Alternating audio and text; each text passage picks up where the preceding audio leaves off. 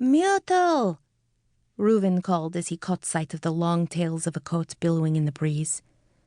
Reuven ran down Kroshner Street and saw Mutel disappear through the door of the herring shop. He ran in after him, clapping his friend on the back.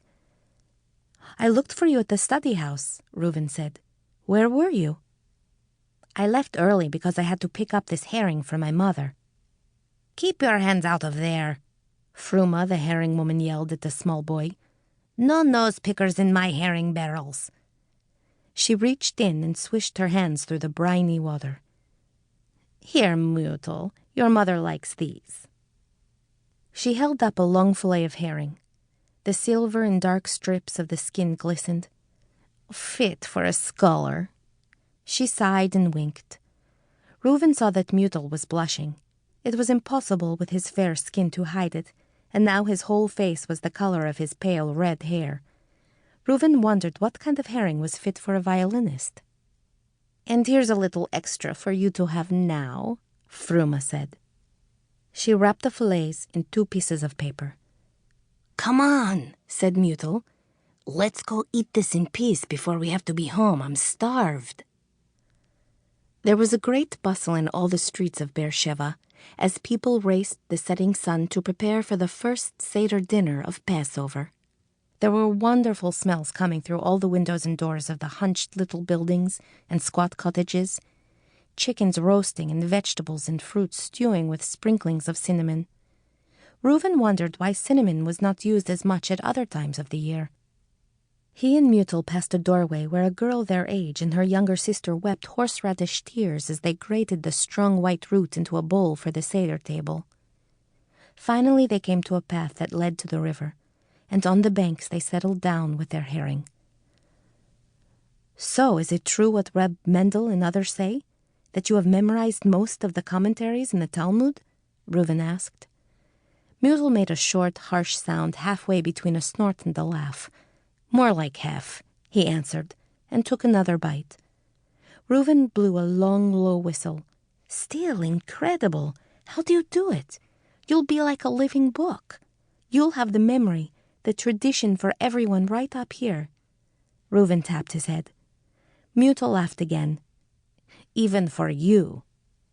That was what was good about Mutel.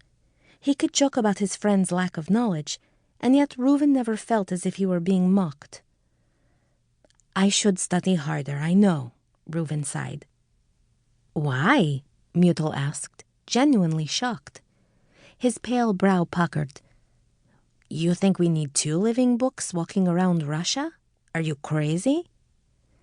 "But Mutel, every year it gets worse for Jews. New laws, new pogroms.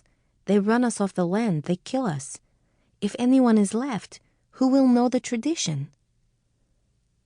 "Who will be left to play music? You carry the music, Reuven. I carry the words," Mutel said. Then he picked up a flat stone and skipped it across the water.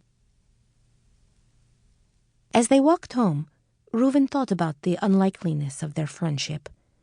Maybe that was what made it so valuable. No one could ever say that Mutel and Reuven were as alike as 2 peas in a pod. Mutel was pale, painfully thin, short and frail like a red leaf ready to blow away. Reuven was husky and dark, with intense blue eyes that blazed out from under a thatch of unruly black hair. They had been friends, best friends, since they first met in religious school when they were 4 years old. Mutel was so quick he learned the entire Hebrew alphabet in a few days, but Reuven could play music before he could read it. Then, when Herschel Itchel came to town when Reuven was just 6, he learned to read music as quickly as Mutel had learned to read Hebrew. They walked partway to their homes together in silence.